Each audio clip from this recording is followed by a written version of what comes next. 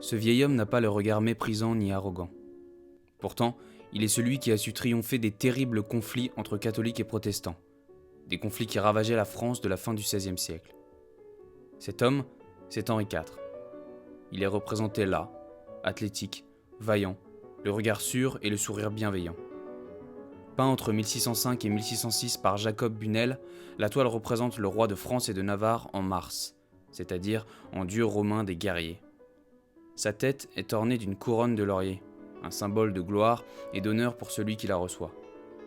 Il a la main gauche appuyée sur son siège, comme s'il tenait à l'équilibre du pouvoir. Pour autant, on sent le dynamisme et l'agilité dans la posture globale du personnage. Il écrase l'armure et les armes avec un seul pied.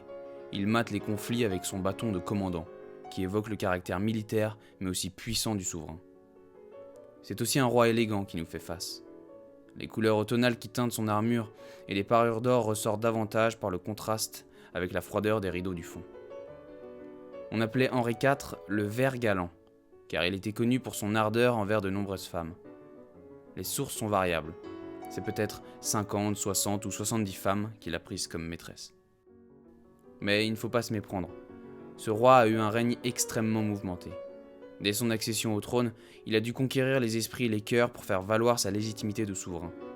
Entre catholiques et protestants, ses soutiens étaient changeants et lui-même choisira de nombreuses fois l'une ou l'autre confession chrétienne. On l'aura compris, toute l'imagerie du grand héros grec est là. La puissance mythologique se mêle au récit que Henri IV veut nous transmettre. On pourrait l'entendre nous dire « Regardez-moi, je triomphe mais je suis bienveillant, alors soyons unifiés sous un même commandement ».